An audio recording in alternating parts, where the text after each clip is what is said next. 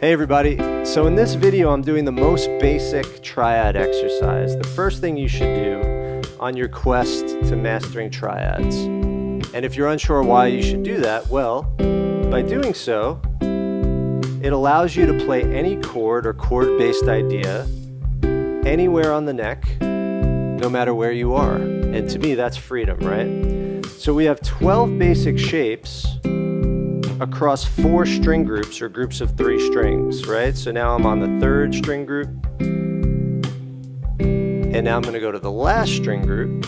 So mastering these triads has to be done systematically, otherwise you're going to spend many years just sort of getting it here and there, which at least has been my experience, right? So that was all 12 of my basic major triad shapes on a C chord, and I should do that on every chord, and I should go without stopping. So in my Triad Triumph course, we do all of the chords, but here we're going to get started just on a C major chord and an A minor chord. You're going to see the shapes light up as I play them. We're going to have this backing track at 75 beats per minute, and you're just going to try to follow me chord by chord. You'll see the fingering on my Fret Live animations to help you understand how you might play them. Now you have the playback speed control on YouTube. If you're watching on Facebook or Instagram, check it out on YouTube. In the course, on my course platform, there's a playback speed controller. So you're going to find what speed works for you. And we are going to master all the 12 basic major and minor triad shapes. So this is step 1. The goal is for you to get from start to finish with me at your own speed. There's also a free PDF. It's called my Cage Blueprint. It's about 9 pages, but the last 2 pages have these major and minor triads, and they're all circled and color-coded for you. And also for Pound Music patrons, the printout that you see for free, I've made in all 12 keys, so you can get all 12 major and minor chords, and the link to that is in the description. Now, another important point is that you don't know it until you're not looking at a paper, you're not looking at the video to play it. So the video's to teach it to you, to show it to you, but until you can close your eyes and do it, or look at your guitar and do it, and not look here, you don't have it. So keep that in mind and work on internalizing those shapes as soon as possible. As far as what you're paying attention to as you go through this activity, start by paying attention to where your root notes are. So when you play this chord, you see the C is on the B string. When you play this chord, you see the C is on the G string. And then when you play this chord, you see the C is on the high E string, C on the B string. Now you could do things like, you could arpeggiate, you can go.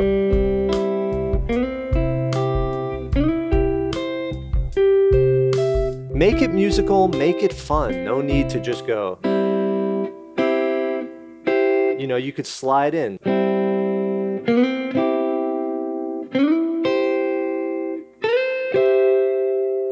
Things like that.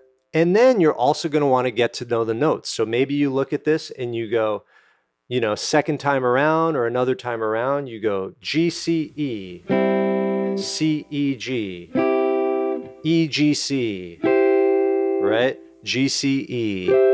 Then do the same thing with the intervals. 5, 1, 3, 1, 3, 5, 3, 5, 1, 5, 1, 3. So the more you keep your mind active, the more you're going to pick up. You're also going to find a lot of repeat shapes. Because of the tuning of the B string, a lot of the shapes are unique and don't necessarily repeat. Like this shape, that's the same notes as this, but because of the tuning of the B string being tuned to 3rd from the G to the B, those 3 notes in succession on the 2nd string group look different, right? And then here, looks different again. But here it looks the same. The reason why it looks the same here and here is because the lowest 4 strings are tuned in 4ths. There's no B string to mess everything up. Once we involve the B string, things all get messed up. But anything that's contained between the E, A, D and the A, D, G, you're going to have repeated shapes. So all the shapes that occur on the 3rd string group, counting toes to nose, will also occur on the 4th string group because the guitar is tuned the same on those strings, right? This shape is here. Same notes and everything, right? This shape is here. This shape is here.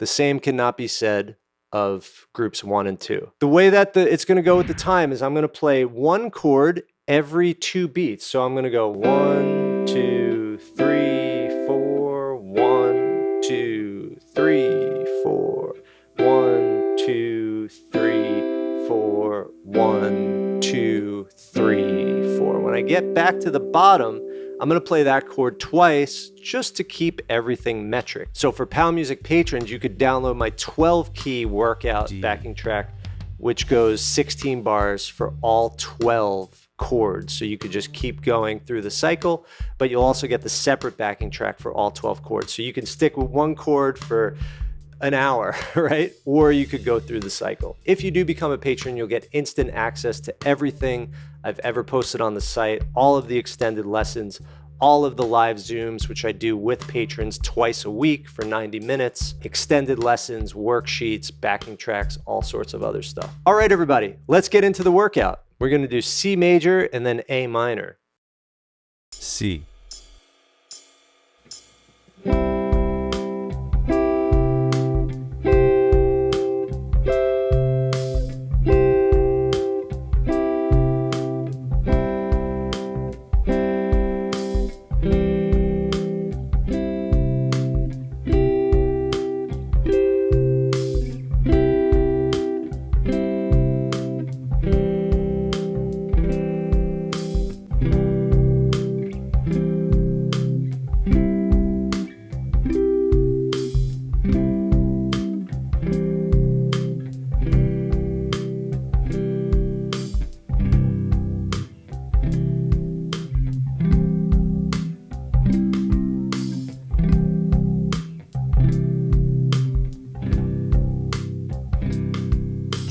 Nice. Okay, now let's hit it from one other angle. Let's start at the top string group, and instead of going across the fretboard, we'll stay in each position until we hit each string group and then back again before moving to the next position. Just follow me. Here we go. 1, 2, 3, 4.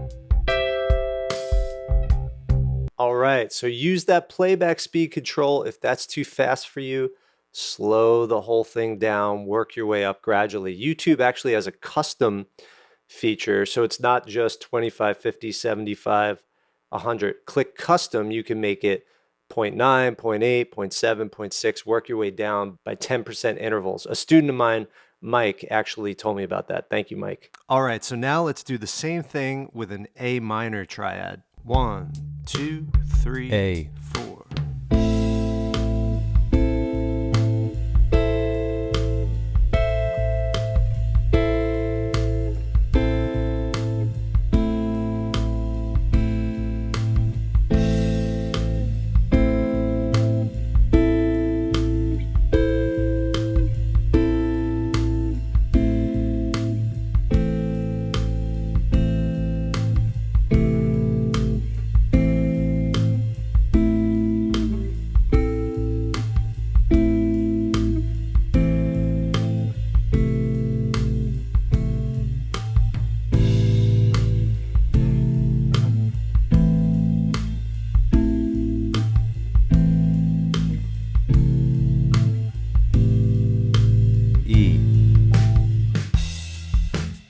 Great job. All right, so now let's do those triads in position from string group to string group before moving on to the next position.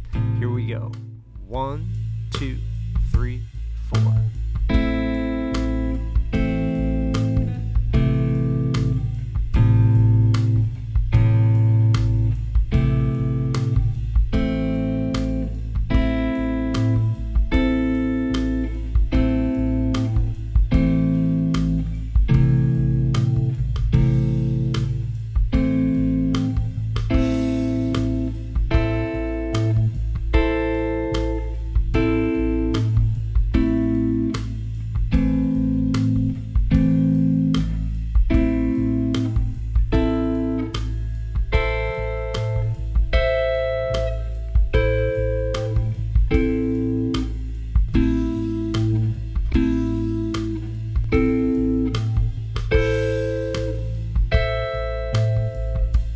right, everybody, that's the workout. This is just step one. Step two is then to be able to take any triad shape and work through an entire key with it. So right now I'm doing the key of C, right? C, D minor, E minor, F, G, A minor, B diminished C. And in my Triad Triumph course, that's another one of the guided workouts.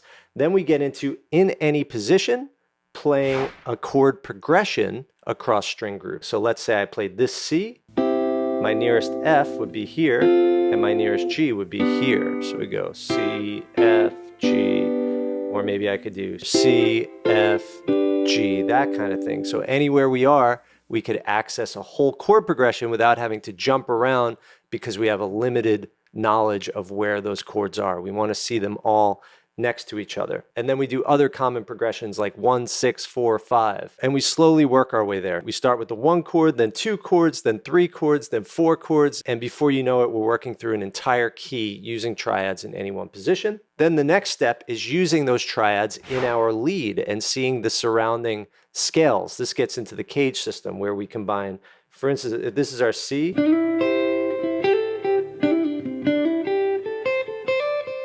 then we get to an F, G, C, right? Mixing all that stuff together across the fretboard. And then after that, we get into taking the fifth out and playing double stops and sixths. So for instance, this would be the triad, and then we're just going to play this third below in this root. And then we're going to do some workouts with that as well.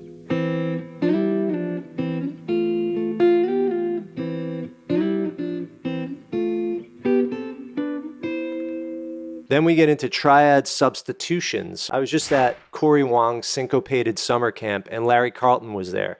And he talked about one little tip he had, and Corey Wong was like, I'm going to be practicing that, is when he plays a G chord, he likes to solo around a D triad. Listen to the sound. So over a G, I played this triad over the G.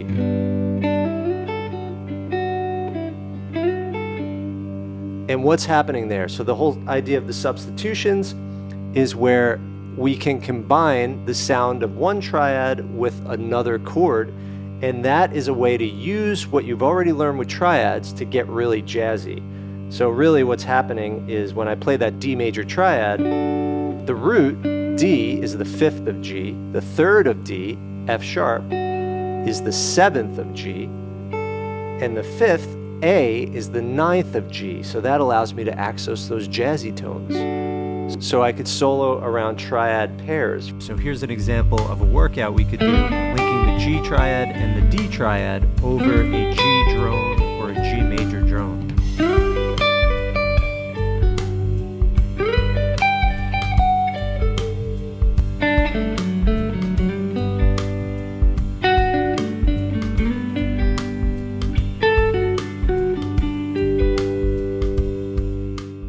I'm combining those two triads to create a more jazzy sound. So I'm still soloing with triads, but now I have 6 out of 7 notes of the key by just combining triads. Anyway, we get into all that stuff in the Triad Triumph, but start here with me. This is all free for you on YouTube. You've got the free download. Patrons got the backing tracks. Triad Triumph is going to take you from beginning to end in a very sequential way. So my journey with triads is just basically, I started with bar chords, and then I realized maybe a few years later, like, oh, if I just play the top 3 strings, that's still the notes of the chord, right? When I first learned a big old G chord, I thought you have to play all those notes or it's not a G. I didn't realize just these 3 open strings were a G, right? So that was the first thing, realizing, oh, the chord is just 3 notes. And then taking these big old shapes and understanding, oh, okay, there's smaller triads within them. Then it was not being able to see a small shape without referencing the full shape. So being able to just see each one for what it is within the bigger shape took a long time. Then it's just haphazardly seeing connections. So once in a while I'd be like, okay, I'm learning a song, Crazy Train. and realizing, okay, this is an A and this is an E. So that's a way to connect a 1 chord like A and a 5 chord E. But it was also haphazard over 20 years until I actually just sat and practiced different chord progressions with voice leading between triads and working through this stuff systematically. It didn't quite stick. Now, I don't think I'm as fluid as someone like Ariel Poulsen, who I just met at the Corey Wong Syncopated Summer Camp. But he inspired me to practice triads and think about, okay, how can I approach this strategically so that I can make as much progress in the next few months as I made over 20 years approaching it haphazardly. So that's what the Triad Triumph course is about. It's me putting on my teacher cap. I'm a former public school music teacher. I had 600 kids of various levels, taught them all music once a week, band director, and then I was a director of teacher and training for a music education nonprofit where I train music teachers on how to do popular music in the classroom. So even though I play professionally, I consider myself as a teacher first and foremost. So putting this course together, putting all my courses together, it's trying to think about all the different various learners, all the different kinds of people watching this video of different levels, and making it work for everybody. Whether you're visual, auditory, you like notes on the page, I'm confident that this will really help you. So right now, as of August 2024, I'm midway through creating the Triad Triumph course, and it's going to be released in early December. If you want to pre-order, it's going to be half price right now. That's never going to happen again. That's just for pre-order. Link is in the description. Also, once that goes live, I'm going to be putting a lot of those lessons in the Fret Live Fretboard Mastery program, which is my biggest course. That's a 12-week live course with 40 students, and there's 12 units. 3 of the units are on the cage system and triads. So in that unit, there's already some lessons on triads, and you can join that right now. And we have the next live cohort starting September 30th, where we go week by week with 40 students, and you share your work in a private group, and there's 24 live Zoom sessions with me and your classmates throughout a 16-week period. Or you could do the self-paced version for half the price, where you get all of the online content right away, and you could watch replays of past Zoom sessions. So links to all of that is in the description, and I hope to see you on the inside. All right, everybody, happy playing, and I'll see you in the next lesson. But before I go, I just want to extend a very special thank you to all of the POW Music patrons that make these free lessons possible, and an extra special thanks to the following upper tier POW Music patrons: Liam LL, Bent Burhoy, Hendrik Lange, Tina Caballero, Stephen Hudak, Joey Pueblo, Christian, Jeffrey R. Davis, Jesus, Jacob Jenkins, Angel Resto, Michael DeToma, Ciaran Caruthers, Carl Driscoll, Sean, Edmund Trusty, Greg Payne, Carlton Hicks, Sean Westfall, Dr. Ixlan, Edward Yusum Ching, Hal Jones, Dmitry Unkovsky, Greg, Jeff, Wayne Evans, LW, Dave Hubner, Jim McGinnis, Kay Carter, Steve C., Jens Fischer, Joseph Alpert, Jesse Jacobs, Marcelo Barbara, William Creighton, Homer Sanchez, Donald James Grass, Stephen Pisano, Trampus Thompson, John Cushman, Sean Ellis, and AJ Miller. Thank you all so much for your ongoing support. It means the world. It allows me to do this full time. Thank you so much. I hope to see all of you at upcoming live Zoom guitar hangouts. Please take advantage, come hang out. Would love to see you there soon.